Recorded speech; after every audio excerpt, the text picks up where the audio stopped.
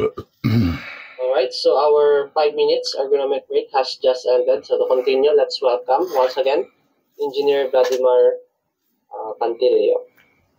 All right, so this will be my last topic, no?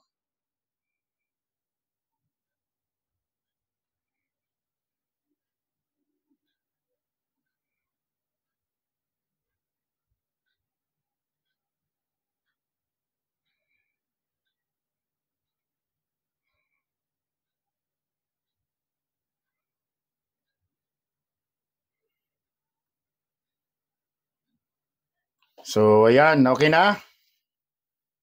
Uy, mali. Ganun pa rin.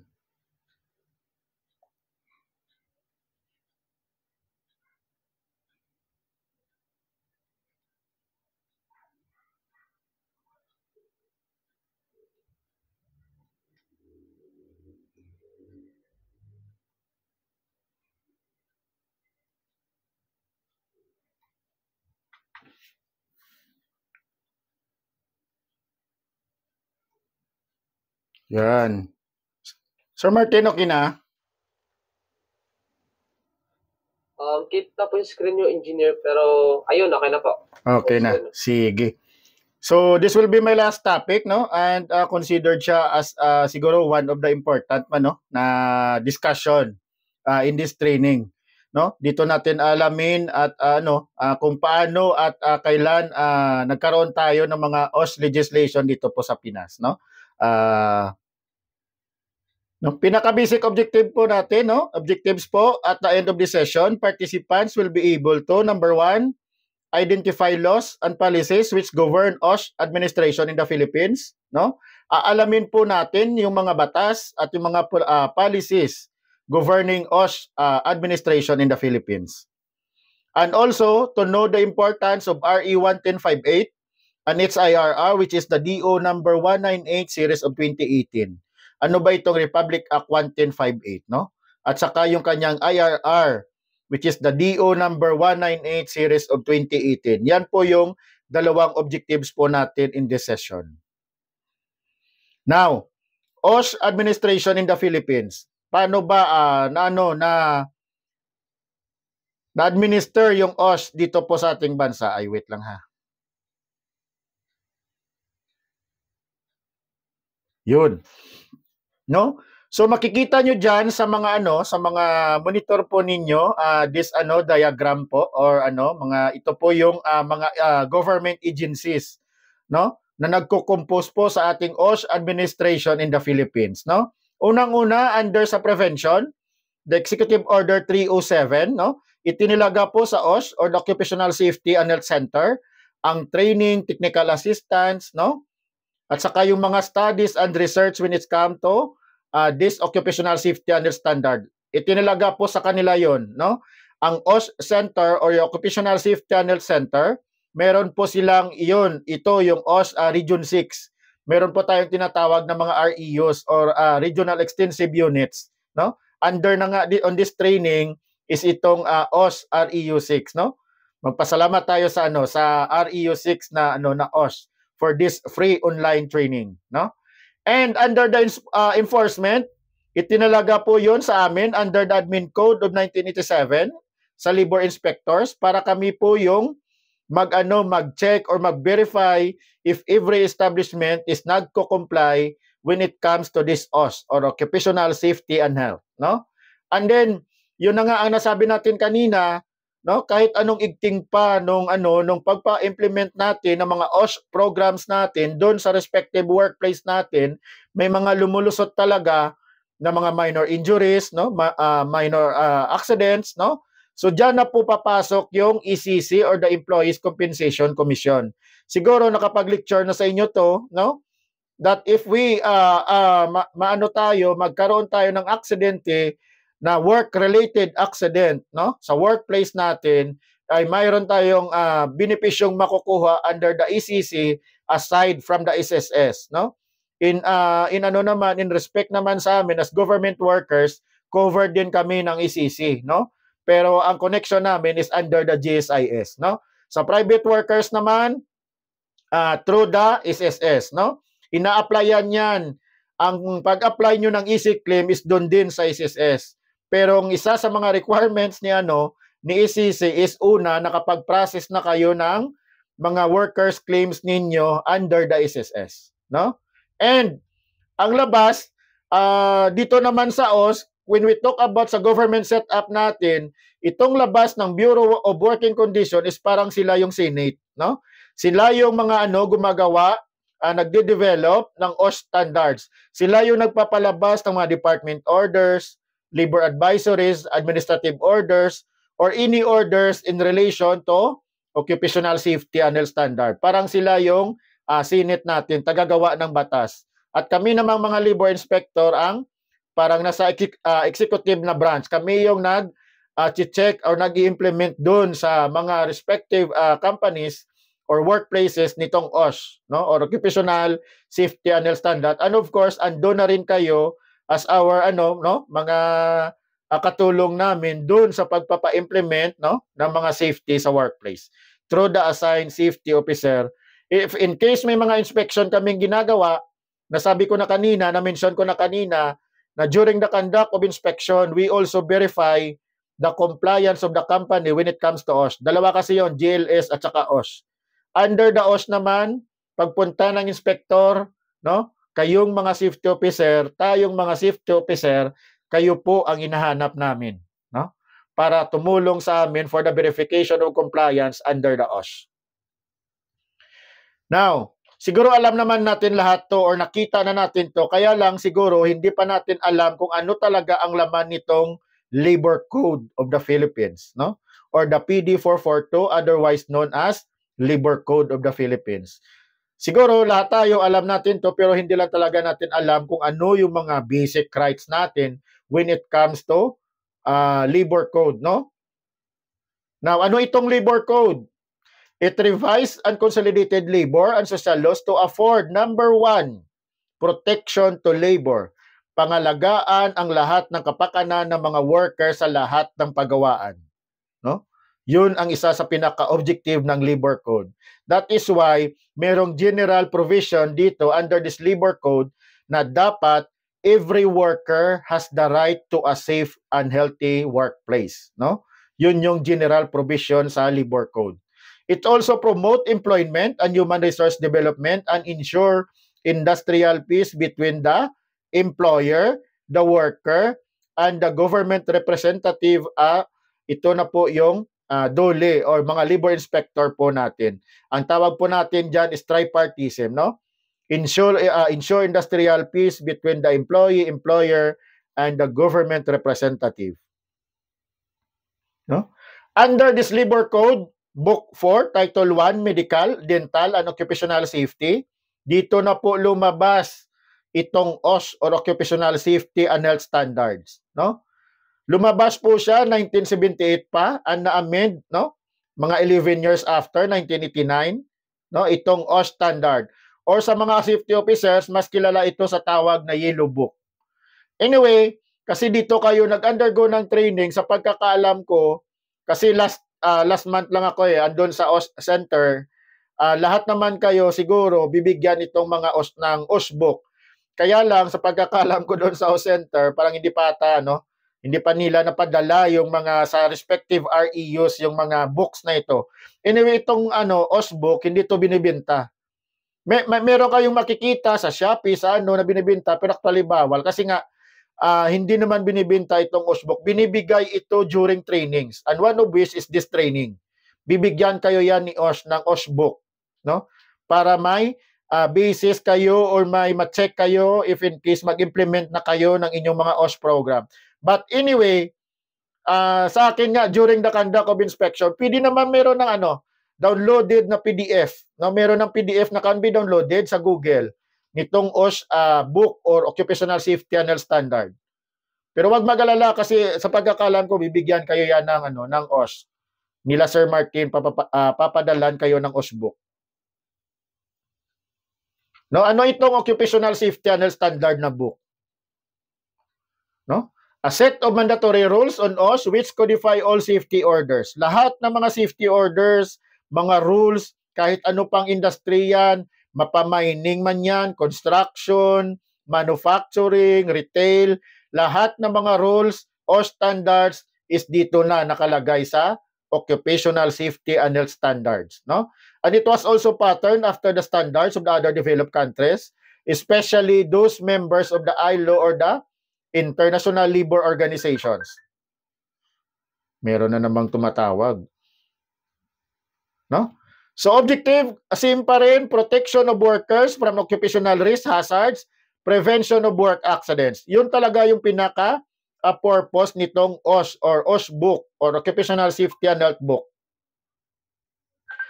Coverage all workplace, no? Or workplaces where the work is being undertaken. Kasi before pa ipalabas ang or na-implement yung Department Order 198, itong OSH book pa lang, no?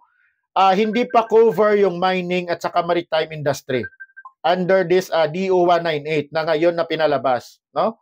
So, but nung lumabas na ang DO 198, lahat ng mga workplaces basta may ginagawang trabaho is covered na under the Occupational Safety and Health Standard or the DO 198, which is the IRR of Republic Act 11058, commonly known as OSH law.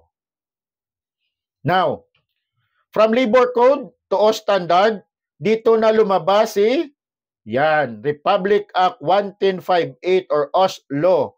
At ang kanyang IRR is the DOLE Department Order 198 Series of 2018. Ang effective date po nitong DO 198 is last January 25, 2019. No? Mga 5 years na. Now, yun na yung pag-uusapan natin, no? Ang DO 198, which is the IRR of Republic Act 11058.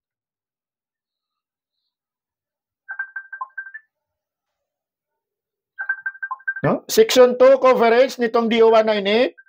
This act shall apply to all establishment, projects, and sites, and all other workplace where work is being undertaken. No?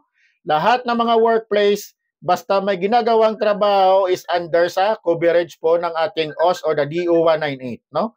Which is the IRR Republic Act 11058. But these rules do not apply to public sector. Bakit kaya? Bakit kaya hindi applicable sa public sector? No?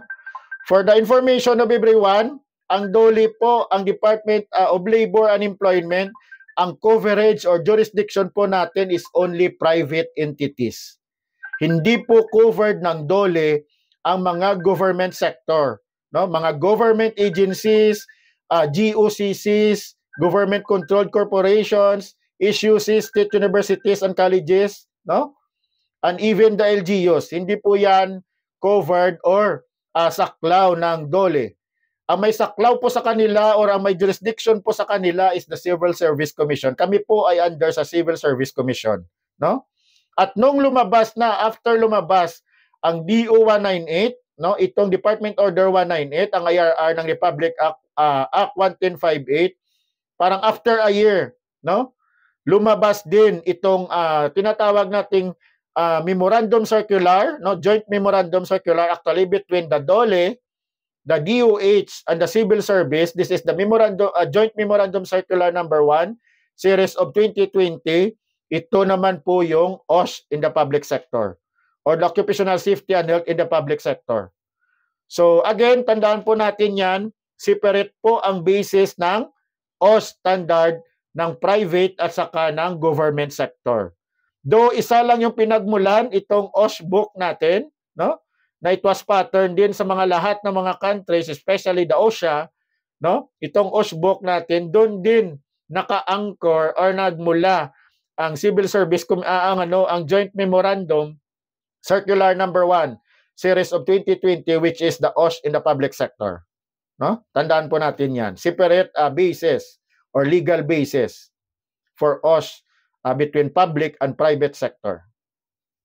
Now, classification of risk in the workplace. Huh?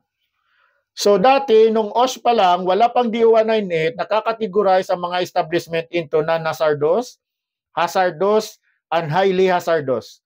Pero pinalitan na yun. After na lumabas ang DO 198, pinalitan na ng low risk, moderate risk, or medium risk, and high risk. At ang tanong, sino ang magdidetermine ng risk level doon sa mga establishment?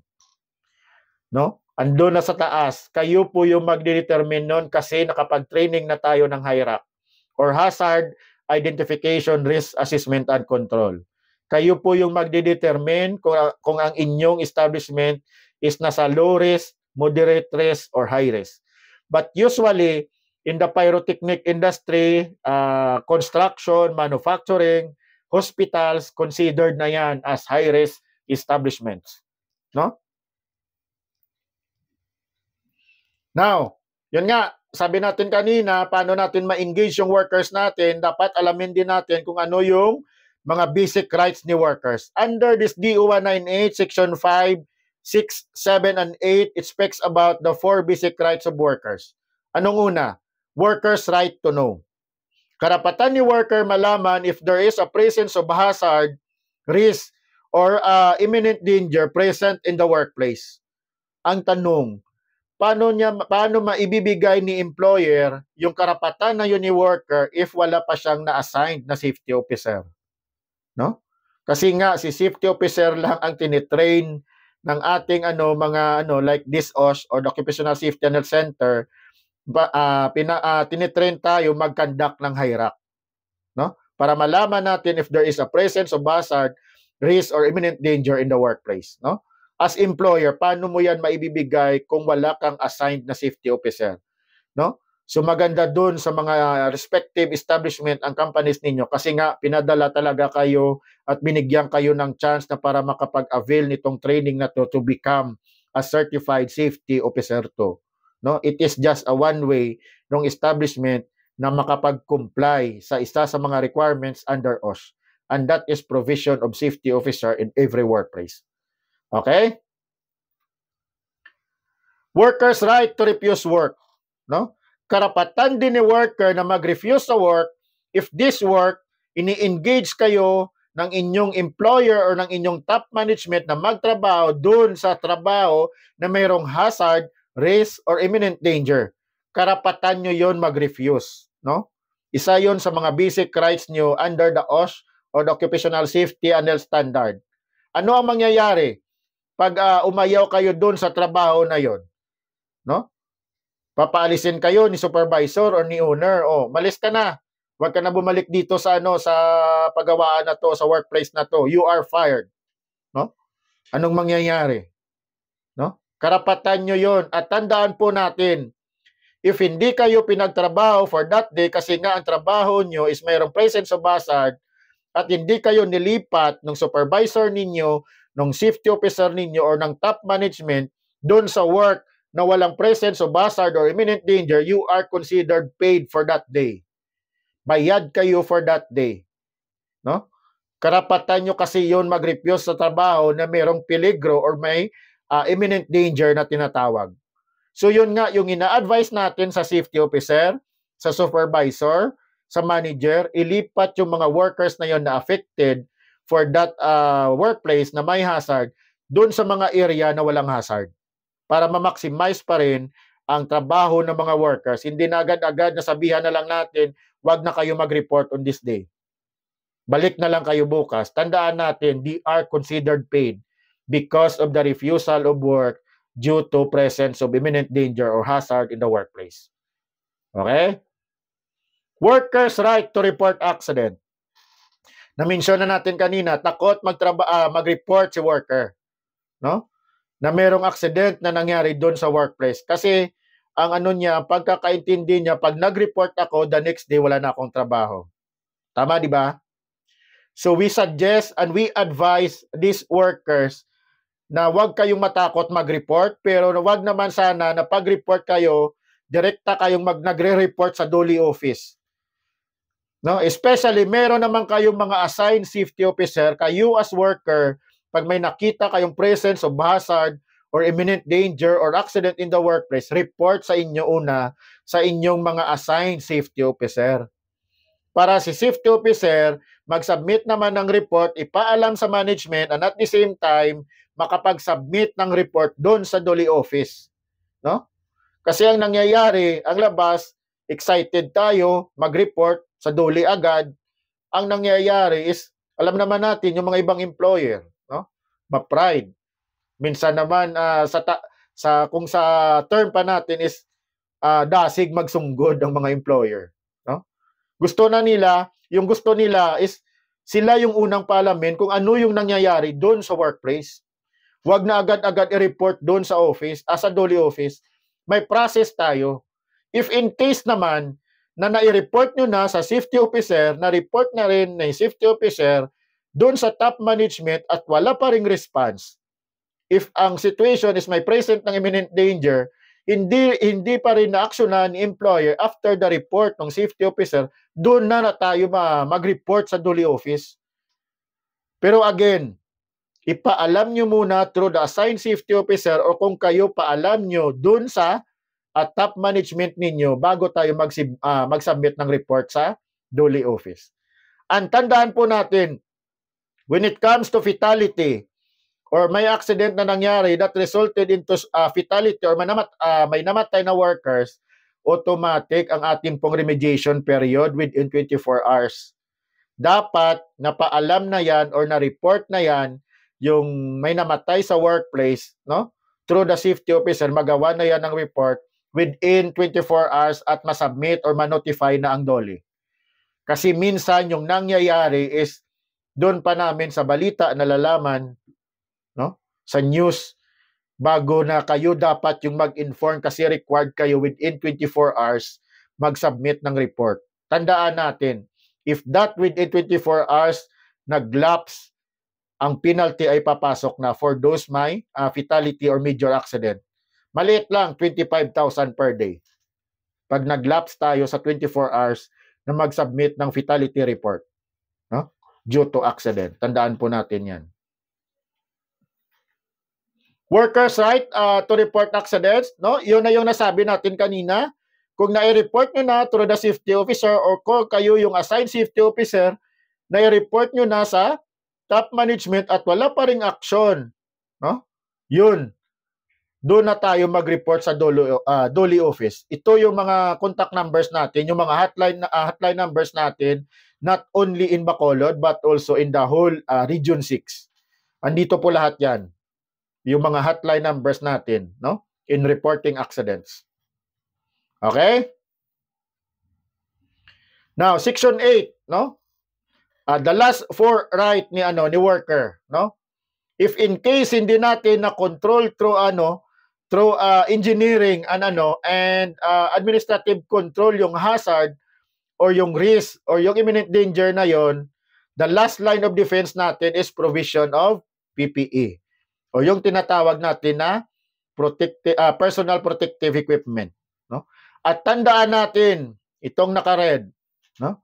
Lahat ng PPE na pinoprovide sa mga workers dapat free of charge. Hindi binabawas sa sahod ng mga employee.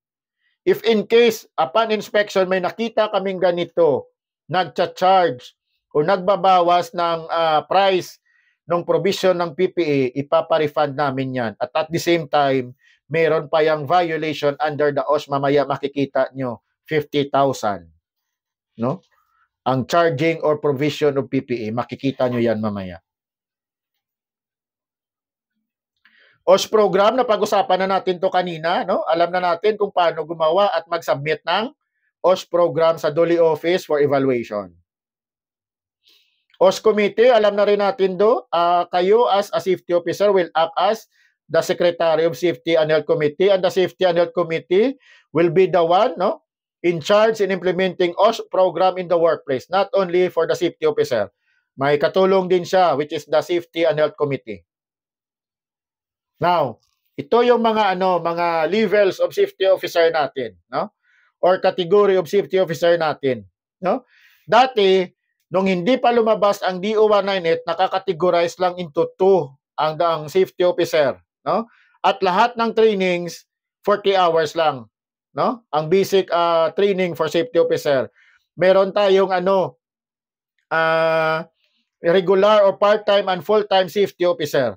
Doon lang nakakategorize ang safety officer, either part-time or full-time. Pag sinabi natin part-time, at least naka-work sila as a safety officer for hindi bababa sa 6 hours per week. Yun yung part-time, no? Hindi lang bababa sa sa 6 hours per week. And ang full-time, yun sa term pa lang na full-time, dapat full-time safety officer ka.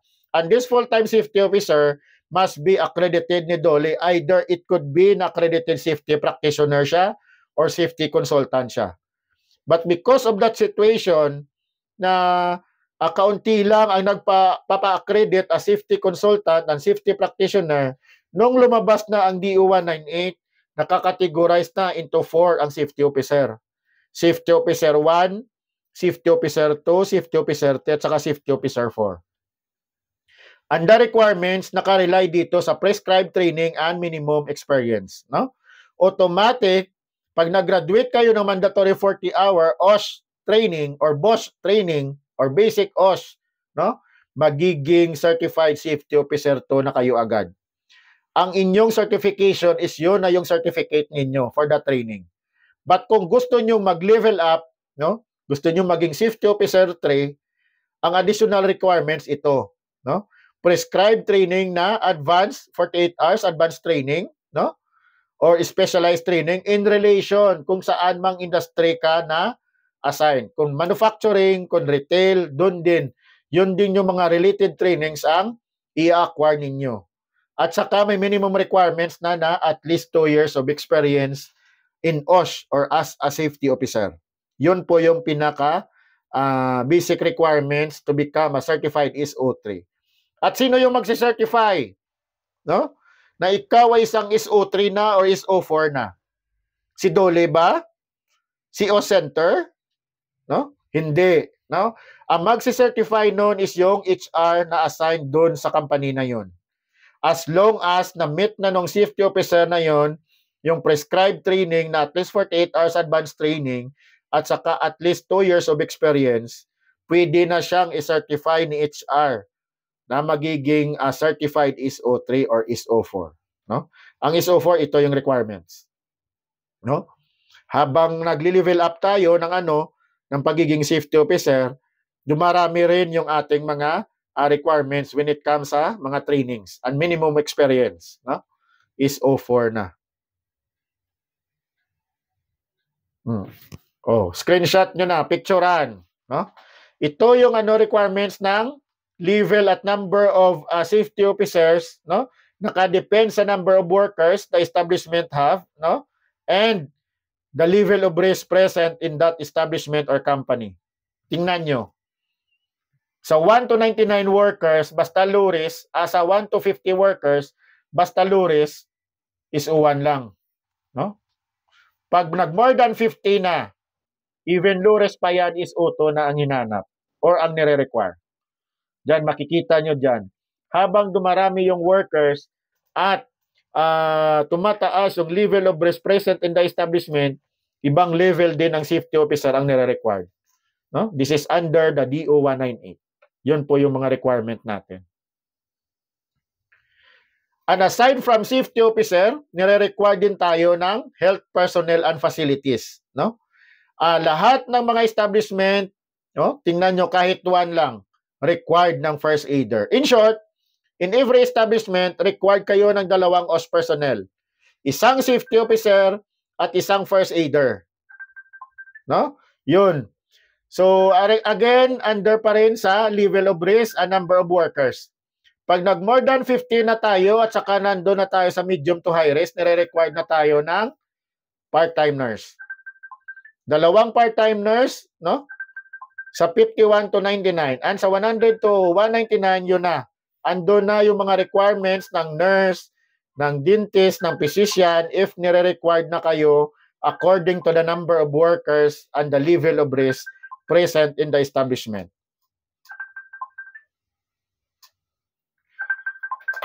Facilities naman, no? So, yun pa rin, number of workers and the level of risk, no? Required na tayo magkaroon ng treatment room, no? At wag pala natin kalimutan, no? Sa ating mga respective offices ba o workplace, meron tayong mga medical or first aid kit, no? Kung meron man, na-check ba natin kung ano yung laman ng first aid kit or medicine kit natin, no? Kasi under this OSH book or Occupational Safety and Health Standard book, no? Ang dapat na laman, may guidelines yan. kung anong mga required na mga dapat ilagay natin dun sa medicine o first aid kit natin, tingnan natin ang Table 47 ng OSH book. Andun po yun, i-check nyo kung ano ang dapat na laman ng first aid kit or medicine kit na dapat mayroon tayo sa ating mga establishment or work offices. No? Nakarely din yun sa number of workers and presence of hazard. Ang requirements kung ano yung laman ng first aid kit po natin. Again, Table 47 ng OSH. Now, safety and health training, no? Sa first aid, no? Baka tatanong kayo, sir, ano ba yung recognized ng DOLE na mga entities to conduct first aid training? Ito na, no? Unang-una, bago pa man lumabas ang DO-198 or any DOs regarding sa training ng first aid, Red Cross lang dati yung nire-recognize ng DOLE na for the compliance of first aid training, doon galing ang training sa Red Cross, no? But noong 2019 may lumabas din tayo na Libon Advisory number 10, no? Nakalagay doon aside from the Red Cross, nire-recognize na rin ng DOLE ang first aid training coming from the DOH, Bureau of Fire, no? TESDA accredited training centers, no? Yun ang additional na aside from Red Cross under the Libor Advisory number 19, number 10 series of 2019. At saka lumabas din ang Department Order 238. Aside from this recognized first aid training entities, dinagdag na rin po at ini-invite yung mga STOs or safety training organizations na magpa-accredit sa OSH or sa Occupational Safety and Health Center to become a accredited first aid training providers or FATPRO, no? Kung ang training mo, first aid training mo galing sa FATPRO or accredited first aid training provider, no? Recognize rin yan ng DOLE. And lastly, last April lang may lumabas din na department order that aside from this recognized, no, first aid training entities or organizations, dinagdag na rin po ang first aid training coming from the local DRRMO, no? Ibig sabihin, kahit na sa barangay DRRMO ka nag-training ng first aid, no? Recognize yan ni DOLE for the compliance ng first aid training. But sorry to tell na kung hindi galing sa mga nabanggit natin kanina na mga training organizations ang first aid training nyo, hindi yan nire-recognize ni DOLE for first aid compliance. Okay? Now, pag nire-require naman kayo ng nurse, it doesn't mean na pag duly licensed nurse siya, automatic OH nurse na siya. No? Kasi lahat ng mga nurse to become an OH nurse, mag-undergo before, no? Mag-undergo muna ng basic 50 hours basic training or BOSH for nurses. At ang nagka-conduct nito is the ONAP and the other related nursing entities or organizations in the Philippines. No? Pero mostly ang nagka-conduct ng training ng 50 hours ONAP training is itong ONAP, no? Or the OH Association of Nursing in the Philippines. No? Yun po yung ONAP. When it comes naman sa physician and dentist, no? Nire-require din sila to have a 60 hours, not 56 hours. 60 hours training, PCOM training, no? To become an OH physician or OH nga dentist. No? Again, this 8-hour mandatory OSH orientation to workers which is required under the DO-198, no? Yun, kayo po yung magkakandak nito at may prescribed training po na pinalabas, prescribed topics, no? Na pinalabas ang Bureau of Working Condition for this conduct of 8 hours OSH orientation to workers, no? Again, if di pa natin kaya as assigned safety officer mag-conduct ng 8 hours, pwede po tayong mag-retainers or mag-hire ng OSH consultant, accredited OSH practitioner to conduct this 8 hours mandatory workers OSH seminar to workers, no? Now, ito na yung mga reports. Ano yung mga reports na isasubmit natin as a safety officer? Kasi one of the responsibilities po natin yon. Unang-una, EMR. From the word na annual medical report, annual, once a year lang po sinasubmit on or before February 20, no? Annual medical report. Your OSH committee reports, no? Mga minutes of meetings ng OSH committee meetings quarterly meetings, and even the toolbox meetings, no? Isasubmit po natin yan sa DOLE office, no? WAIR or the Employer's Work Accident Illness Report.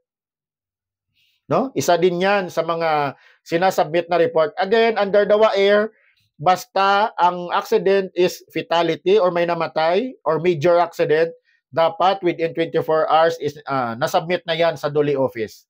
But kung walang fatality, ang requirements po ng submission is on before the 20th day of the following month. Ibig sabihin, itong WAIR is monthly ito na sinasubmit sa DOLE office. Okay? And the last one is the annual work accident injury exposure data report.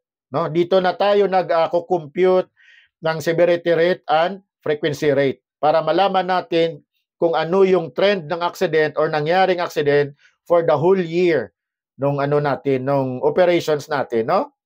So lahat ng mga forms nito, ng mga reports na to, ando na rin yun kalakip doon sa binigay ko kanina na website. Or pwede kayong mag-check sa website ng Occupational Safety and Health Center kasi meron din silang mga forms na ganito, including the Safety and Health Program. Now, under Section 19, Workers' Welfare Facilities, no? Dalawa lang ang tatandaan natin, provision of potable water or safe drinking water. No? Sa atin bang workplace or sa company natin may provision ng inuming tubig? Siguro meron, no? Or lahat naman meron. Wag lang sana na yung pinrovide ni company or ni management na safe drinking water is the dispenser na hulog-hulog piso. Wag sana ganun. Kasi dito sa under sa OS, sinasabi that workers' welfare, no, must be free, including the provision of safe drinking water. No? Hindi na siya free kung ang pinrovide nyo is dispenser na hulog-hulog piso. Kasi makakainom lang si worker bago siya maghulog ng piso. Wag naman sana ganun, no? And then CR, no? The general provision in the OS, ang CR must be separated male and female. Hindi pa nasabi sa batas or under this OS na may separate din para sa LGBTQ, no? Kasi nga even though na recognize na sila and accept na sila ng society, wala pa tayong law regarding sa itong mga LGBTQ. So the minimum requirements for every establishment makapag-provide, no, ng separate CR for male and female natin ng mga workers. So yun lang, provision of potable water and CR. No? Employees compensation claim. Yun na yung nasabi natin kanina, if hindi talaga maiwasan, may mga minor accidents na nakakalusot, no? Basta work-related accident, pwede po tayo makapag-file ng claims po natin sa SSS and at the same time, our EC claim, no? Or our employees compensation claim. Yun yung minsan hindi alam ng mga workers. Kasi yung alam lang nila is benefits na makukuha sa SSS. Hindi nila alam na may some portion of na nire-remit yung employer nila doon sa SSS na pumupunta dito sa Employees Compensation Program or ECP, no? Basta work-related accident, pag nakapag-claim kayo sa SSS, automatic pwede kayong mag-apply at saka maka-claim din. Sigurado yan, maka-claim din kayo sa ECP or ECC. Now, the last portion of this topic, no? Section 29, Prohibited Acts and its corresponding penalties, no? Mga penalties, o pag-uusapan natin yung penalties under the OSH violations, no? Naka-highlight po dito, willful failure refusal na ginagawa ng employer. Anong ibig sabihin nito? Nag-inspection si DOLE or si inspector doon sa establishment or company, no? And then may na-found out na mga OSH violations, no? Pero within the remediation period, no, na-comply ni company, so walang penalty na nangyari, no? So, yan lang yung tandaan natin. Bibigyan pa, it doesn't mean na nakapag-issue si DOLE inspector ng OSH violations, automatic papasok agad yung penalty. Kasi may remediation period pa, no? And that remediation period, nagsa-start yan after the issuance of notice of result, no? Pag after ng remediation period, hindi pa rin na-comply ni employer or ni management ang OSH violation na yon, ito na ang papasok. Willful failure. Pinaalam na sa kanila yung violation nila. Binigyan pa sila ng remediation period para ma-comply ang violation na yon, para hindi sila mapinaltihan. But then, hindi pa rin kinumply. No? Doon na papasok si willful failure refusal ni employer at papasok na rin itong mga penalties. No? Registration of establishment. Lahat ba ng mga respective companies na nire-represent nyo dito as assigned safety officer, nakapag-submit na ng registry of establishment under Rule 1020 ng OSH? Mamaya or pagbalik nyo sa inyong mga respective offices or companies, check nyo yan. No? Every establishment is required na magpa-register sa DOLE office under the registration Rule 1020 o Registry of Establishment.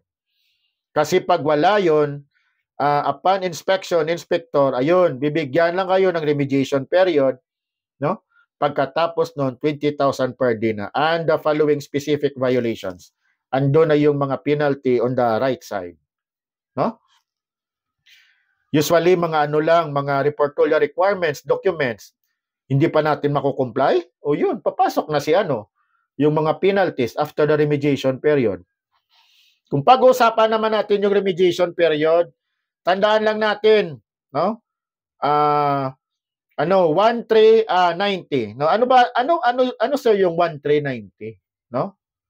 1 day or 24 hours, yun na yung sinasabi ko kanina, remediation period for the report of accident, basta fatality or yun, major accident. Within 24 hours o 1 day, dapat nakasabit na kayo nag-report kasi papasok na after 24 hours ang penalty.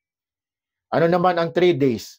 Pag ang violation mo is non-provision of PPEs or personal protective equipments, kasi alam naman ni inspector na delikado yun, kaya i-require dyan ng PPE tapos hindi ka pa nakapag-required. Bibigyan ka lang ng 3 days after the issuance of notice of result. No? Kung hindi ka pa nakapag-comply o nakapag-provide ng mga necessary or appropriate PPEs for those workers, no? After 3 days lang, papasok ang penalty. But other than that, mga documentary requirements, no? Mga certificates ni OSH personnel, 90 days pa naman ang remediation period for that compliance, no? Pag nag-alagpas na ng remediation period, dito na papasok itong mga specific violations na ito, no? The last 3 violation ito, ang the third to the last, ito na yung sinasabi ko kanina na provision of PPE or charging of PPE. Nire-require ng PPE pero hindi mo binigyan ng PPE. Yun yung non-provision of PPE, 50,000. Nag-provide ka ng PPE pero chinarge mo sa sahod ng worker, 50,000. No? So yan. And other violations na hindi nakaspecify dito siya mapupunta. Ang violation nun is 40 hours per day after the remediation period. And there is also other provisions, no? Like this one, an employer, contractor, or subcontractor who is found to have repeatedly violated the same prohibited act shall be penalized the corresponding fine plus the additional equivalent of 50%. Anong ibig sabihin nito? This year, nag-inspection si DOLE. Ito yung mga findings na found out na mga violations. Okay, na-comply within the remediation period, walang penalty. But after the second year, kasi yearly naman nagkakandak tayo ng inspection, no? So lucky yung mga establishment na hindi sunod-sunod na inspection, no? Pero usually every year tayo nag-inspection. And the following year, no?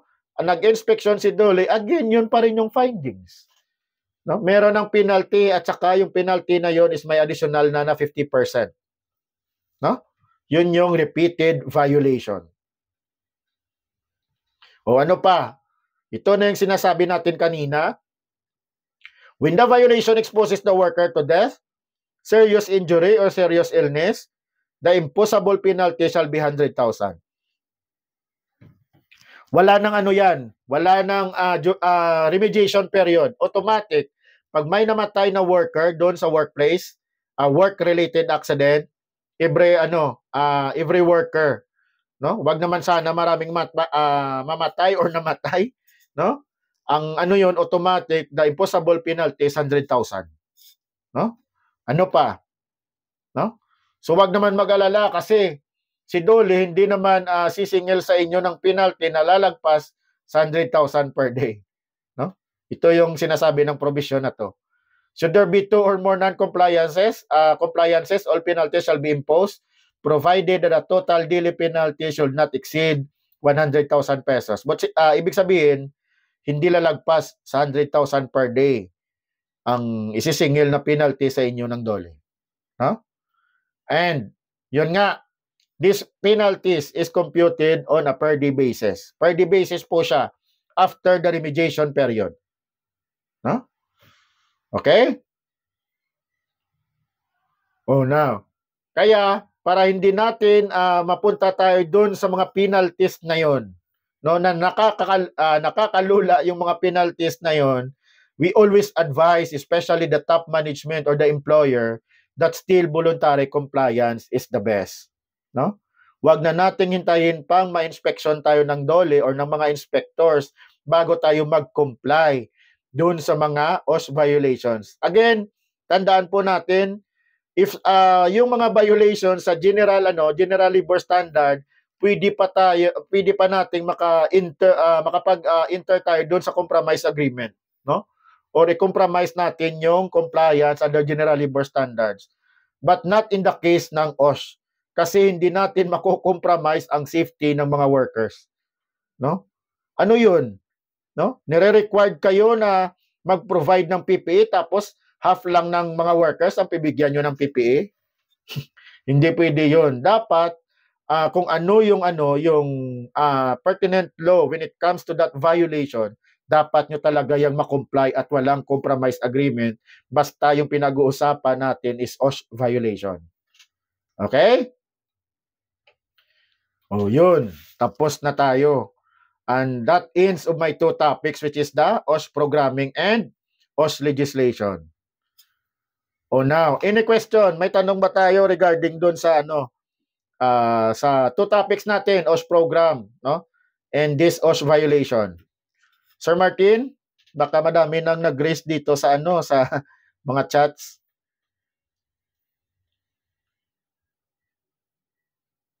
Oh, sa participant, any question? Pwede naman kayo siguro mag-unmute, no? Para marinig ng lahat, no?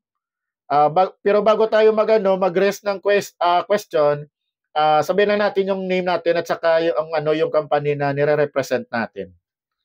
Pwede ba? Okay lang ba? Participant, wala ba tayong tanong? Sir Martin?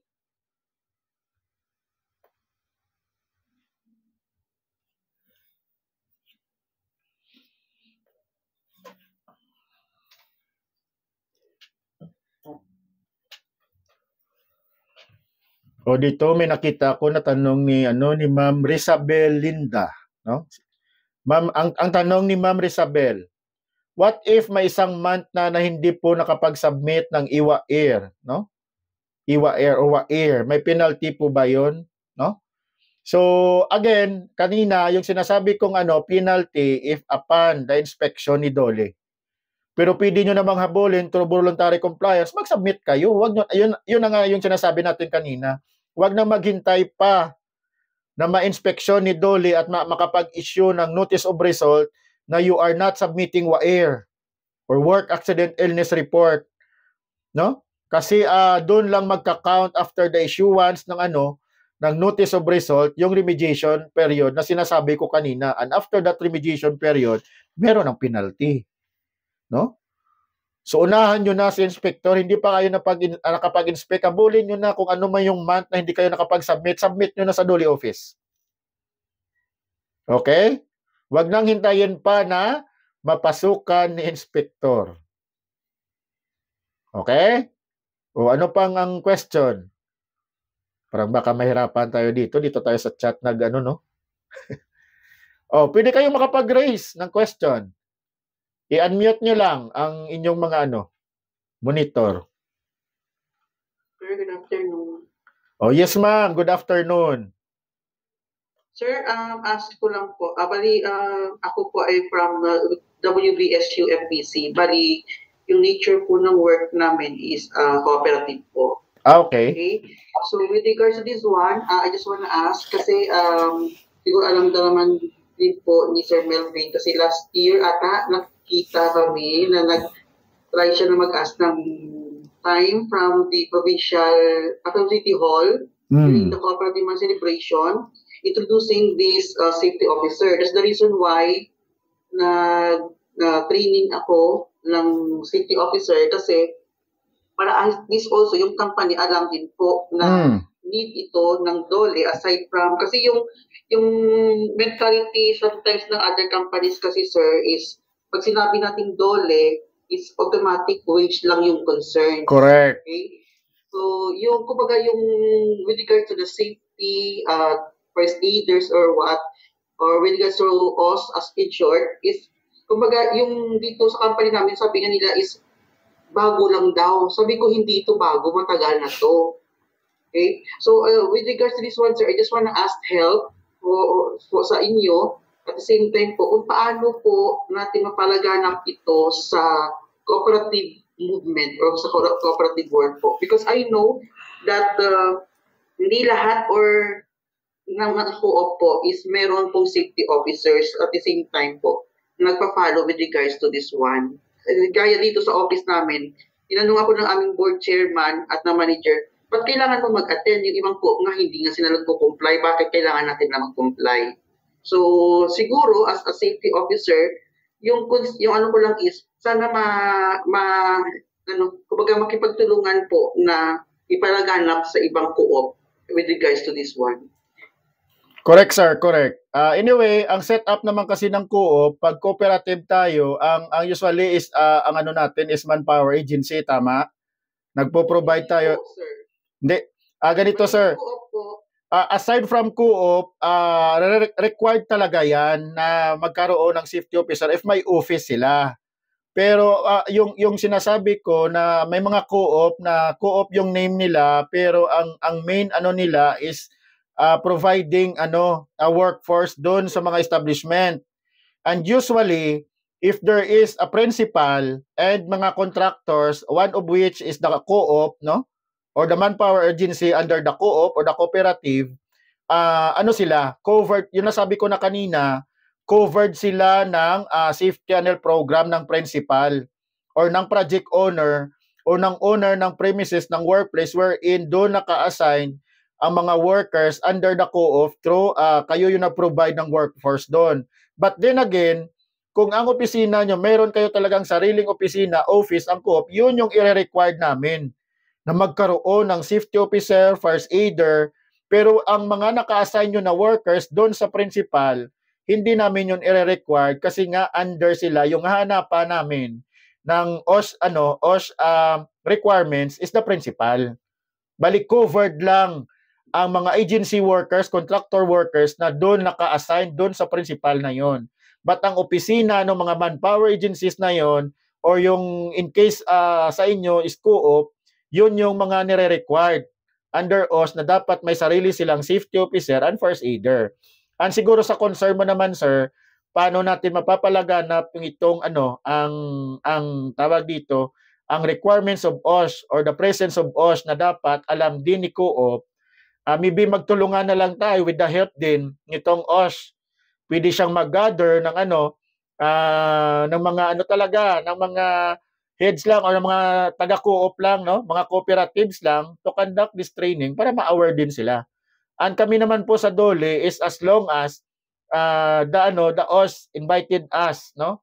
Na mag-present doon or mag-speaker doon. Nagpapadala naman tayo ng ng mga speakers doon. Pero yun na nga, mas maganda if through the OS, mag-gather into ang mga cooperatives na to into one setup or venue para makapag-conduct ng training si OS. Para at least mapalaganap yung OS awareness sa ating mga cooperatives. Okay, sir? Siguro kung nakapag-usap na kayo ni Sir Melvin, continue nyo na lang, i-open nyo na lang na pwede ba tayong mag-gather ng mga cooperatives, i-convene natin at saka mag-conduct tayo ng training. Of course, pag-conduct yan ng hindi online, maybe may may registration fee. No, 'di ba? Sir Sir Martin? But anyway, yun nga, one of the way na mapalaganap itong OS is through this training. Kayong mga safety officer, kayo din yung magbigay ng information, not only yun nga magka-conduct tayo ng 8 hours OS orientation to workers. Tayo rin yung i-educate sa kanila regarding OS. And at the same time, during that 8 hours orientation, hindi lang si workers ang dapat mag-participate diyan. Also the employers and the top management, no? Hindi tayo limited doon sa workers lang para malaman nila or ma-aware sila doon sa OS. But also when conducting 8 hours OS orientation, ipasali na rin natin yung top management. No? Yun. One way din yun na ma-extend natin ang education regarding sa OS. Okay, sir? Okay po. Thank you, sir. Thank you din po, sir. Any question pa?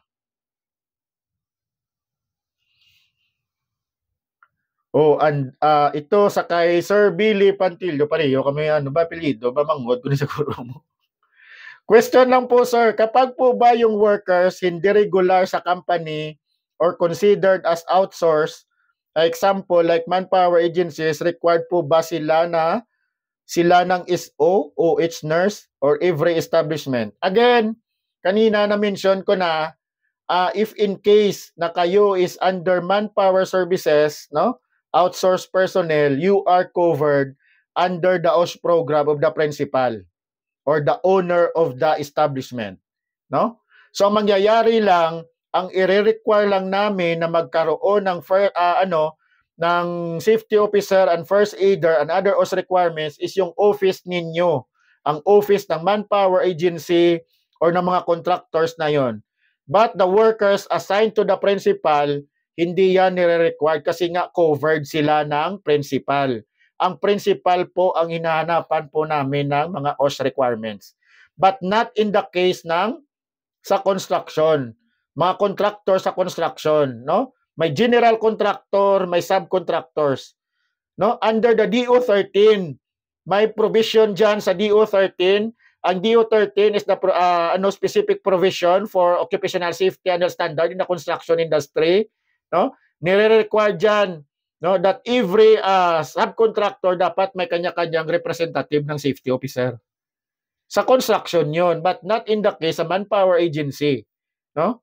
In the manpower agency, during our conduct of inspection, hindi kami naghahanap ng safety officer or first aider if you are assigned. Ang mga workers is assigned sa principal.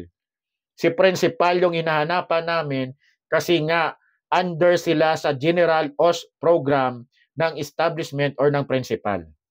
I hope it is clear sa atin pong lahat. No? If tayo ay manpower agency. Ang office nyo lang, once na inspection namin ang office ninyo, yun yung hanapan namin ng mga OS requirements. Okay? O, dito pa si Ma'am Marifay Mayugba. Hi, Engineer, paano po pag may accident po na nangyari at right naman ni employee mag-report pero hindi ma-report since natatakot baka mawala ng trabaho, may penalty po ba ang company pag ganon? Ano po kaya ang grounds sa ganong situation? Yun yung minention ko kanina actually, ma'am, na yun yung mindset ng mga worker. Pag may nangyaring accident, natatakot mag-report. No? It doesn't mean naman na mag-report kayo agad sa DOLE. Na-mention ko na kanina na ang process ng reporting natin para hindi kayo mapag-initan ng inyong mga top management or ng employer, pag may accident, i-report agad sa inyong mga assigned safety officer kasi siya ang gagawa ng kayo as assigned safety officer, kayo ang gagawa ng incident report, no? Or accident report.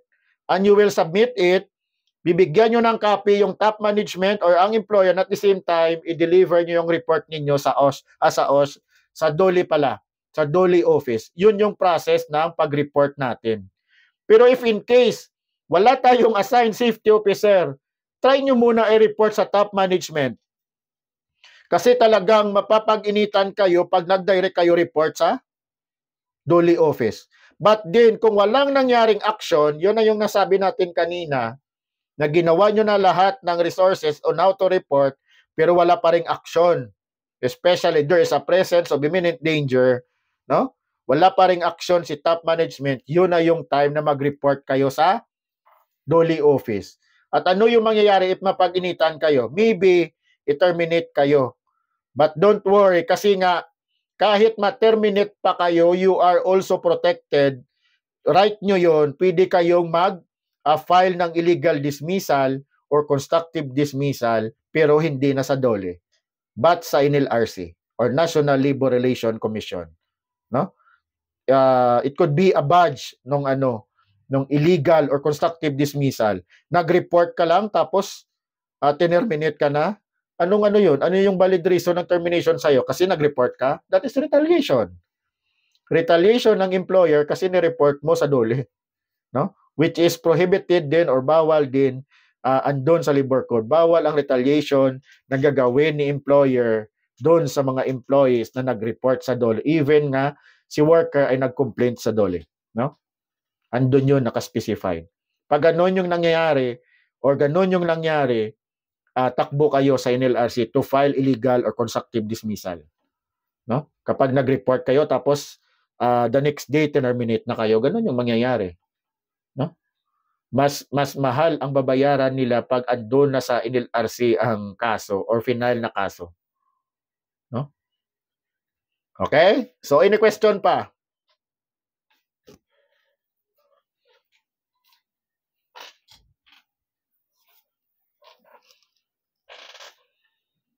Oh, may question pa ba? Hello, sir. Yes, sir. Good afternoon. Sir, tatanong sana ako, sir. Kami, sir, sa type ng business po namin sa property management, bali yung main office namin, sir, compliance po sa Dole. Then kami ng mga managers, nag-assign kami sa other project buildings, which is, halimbawa, yung building. Yung pag halimbawa, sir, in-assess kami ni Dole na nandito kami sa building, tapos yung company namin, sir, is compliance kay Dole, tapos yung building, yung building, yung sa building, sir, kailangan mag-provide pa safety officer? Yes, sir. No, na-mention na natin kanina na ang kasi property management, no? Considered kayo as independent contractor sa principal. Anyway, bago ako pumasok ng Dole, naging property management din po tayo or property manager. Under ako sa sa mga subdivisions ni Villar, no, Global Land Properties. So ang nangyayari, you are considered as independent contractor, no? Or contractor. Sabihin na natin contractor. Again, balik tayo doon sa basic na na understanding na pag contractor, workers kayo or independent contractor kayo, you are not the one na nire-required natin ng OSH, but the building owner or the employer or the principal, or kung sa in your case, yung building na yun yung hanapan namin ng OSH requirements. Kasi ang management is ang property management, isang tao, dalawang tao lang yun naka-assign, especially if you are the assigned building administrator or property management of the building. Ni-hire kayo ng project owner, which is the owner of the building. No? Yes, sir. Therefore, hindi kayo yung hanap